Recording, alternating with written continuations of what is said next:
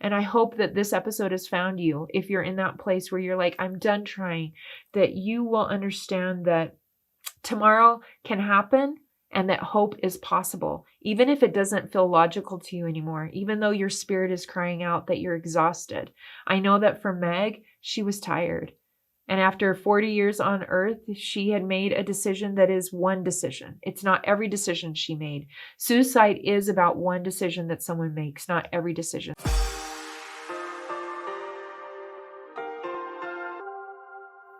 Hello and welcome to The Middle. I'm Ganel-Lyn, your host, and today we are talking about suicide prevention. If you're familiar with me, you know that this is one of the things I talk about all the time, but I still encounter people that are surprised about my story, the death of my sister Meg 7.5 years ago, and this is really a topic that's near and dear to my heart. September is Suicide Prevention Month. September 10th is Suicide Prevention Day. But in my life and in my world, I think Suicide Prevention Day should be every day of the year because it is such an important topic, especially after the last year and a half in the world. There is so many that are dealing with mental health issues that maybe previously had never had to wrestle with depression, anxiety, or suicidal ideation. And so I ask for your sensitivity, but I also invite you to consider that maybe you wouldn't identify as someone that is struggling with depression, anxiety, or mental health issues, or suicide in general feels really removed from your life experience. And yet after speaking all over the world, I think at this point I've done 1,800 keynotes and hosting a number of shows and writing a number of books. I have come to understand that every single one of us deals with mental health issues. Either we love someone that does, or we deal with it on a regular basis ourselves, or both. And that's everyone on the planet. And so I feel like it is such an important opportunity for us to reframe mental health. It's been over 7 years since we have lost also Robin Williams. And the day we were placing my sister's headstone is the day that they found Robin Williams. And I think when I share that fact, there's a moment when we got the news of his death that I felt like there was this collective understanding about suicide grief and what it meant to lose someone that we loved to suicide. And it was a moment where I felt like here's this creative, joyful, happy artist that I don't think anyone would say our lives are better without Robin Williams. I know my life is not better without my sister Meg. And so as we look at the stressors over the last year and a half or so, and we have conversations around mental health, I think it matters more than ever that we keep having them, especially within a faith community. Oftentimes when I'm messaging in the world around mental health, I'm in schools, I'm in corporate settings, I'm on television shows or radio shows where faith can't be part of this conversation. And so what I love about this show is that faith is one of our biggest whys. And when you're talking mental health issues and faith, it can get complex. And there's been, I think, a misunderstanding that if you have great faith and you have a faith practice or you're really active in your religion, that somehow you won't deal with depression, anxiety, addiction, insecurities, eating disorders, all the things of mortality. And I think that's the farthest from the truth. I believe we have faith because it's an insulator for what really is part of our mortal experience. And for many, that is depression and anxiety. I think the other thing that is helpful when we talk faith and mental health is that if you're dealing with a chronic mental health battle in your life, it is often a screen or a wall to feeling the influence of the Spirit and faith in your life. And so it starts to become a weird story in your head that somehow God doesn't love you, you can't hear the Spirit, you can't follow impressions, you're not even sure why everyone in church is having this response when you're sitting there numb. It can get complicated. And so I really am grateful for this show and for this audience and the opportunity we have to talk about maybe what awareness and prevention looks like, but within a faith community. For us, mental health, there's no group that is free from this. And so if you're at church and you think of the happiest person, the one that always volunteers to help someone, help move in the new neighbor, or take dinner to someone, I would invite you to consider that we don't know. We can't look in a in a church congregation and identify, oh, that person's at risk and that person's totally fine. I think let's just assume that all of us are battling something. And even within a faith community, it may look like someone is functioning really well and they're contributing to your conversation in Sunday school or serving in their leadership position and they're fine. But can we just make it okay to say, are you doing okay? And in our conversations, inviting more vulnerability and honesty with one another. I think if we're talking about building Zion, we have to include a conversation around mental health. Zion is being one heart and one mind. How can we be one heart and one mind if you don't know what's in my heart and you don't know what's in my mind? Stop assuming that you know who's at risk in your life and start instead assuming that everyone's at risk, and have a conversation in your church interactions, in your family gatherings, in your work rooms, where you ask point blank. I get asked all the time, well, how do I bring it up? I say, just be awkward and say, I'm going to feel awkward in asking you this, but I've been wondering, are you doing okay? Start there and gently just invite, if they kind of give you the answer of, I'm fine, which we often do. I almost wear my t-shirt that says I'm fine, because we're not fine. Then gently ask a follow-up question. Can you tell me more about what's going on with you? Because I've been worried, or you've been on my mind and heart.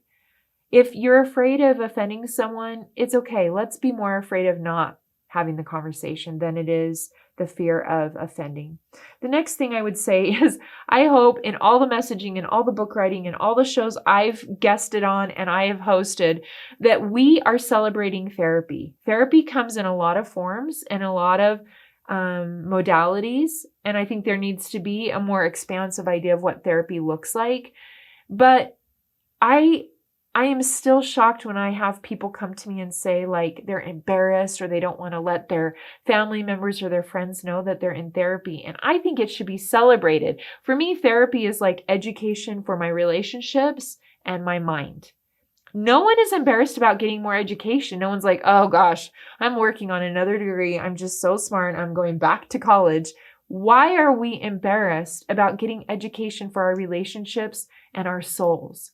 Therapy to me is something that we should just be celebrating with one another, that it is more education. If therapy is not working for you, I often get, well, I've tried that and it doesn't work. Well, I've given the analogy. If you've heard me say it, I'll say it again. If you get a really bad haircut and it doesn't go well, you don't stop getting your hair done. You go find someone else that you want to try to work with in getting your hair done. I think therapy is the same. Do a post. Ask for suggestions of people that you know really welcome this conversation and see who they would recommend. The next thing I would say is, don't be afraid if you are noticing. This goes back to what I've already talked to you about in assuming that everyone's struggling. If you are afraid that your loved one is struggling with thoughts of self-harm, I know that's a tender topic to bring up, but if it's beyond the fact that you already know that someone is cycling with mental health issues, but you're afraid it's in a danger zone, it's okay to say that point blank. Are you having thoughts of hurting yourself? If you're afraid or concerned that someone is having thoughts of self-harm, ask them point blank. And then don't believe in your mind that somehow you have to be the only one that knows about that, or that you're the therapist that has to fix that. We're going to leave at the end of this episode the National Suicide Prevention Lifeline, but there are a ton of resources out there. The church has an amazing website that I helped work on in the early stages. It's changed names a few times, but I think currently it's known as the Ministering and Suicide Prevention page on the church's website, and we'll put that in the show notes. But that link will give you a section for those that are struggling, those that are supporting those that are struggling, and those like our family that have already lost someone to suicide. It's broken down into those 3 sections. Finally, in closing, I just want to make sure that no matter what you hear from this conversation today, that you know we will never be better without you. I know I have said it. I will say it for the rest of my life. My life isn't better without my sister Meg. And there's not one person on the planet that is the extra kid that we will be better without. And if you have been dealing with addiction or mental health long term, it may have taken a toll on some of your relationships. And you may be feeling lonely, that you've tried everything and that you're not sure what else to try. I hope the spirit of this conversation on this episode is prompting you to try one more thing, that you will stay in your body. Because I know that these bodies that we have, they're not perfect, but they are a glory. They are a vehicle for us to gain more light and knowledge. They allow our spirits to progress. And our bodies plus our spirits are our soul. And so your body is essential. I think about how the Savior was resurrected within 3 days. And the other day I had the awareness of he could have gone longer. Maybe he could have done other work in other places. But he knew of that power, the power of his body and spirit being together.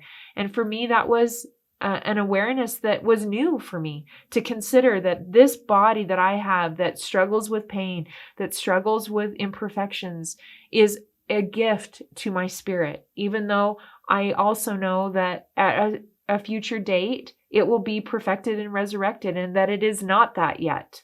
I hope that you know that we need you, that we're not better without you, and staying in your body is the gift that is needed so that you will continue to progress in this life.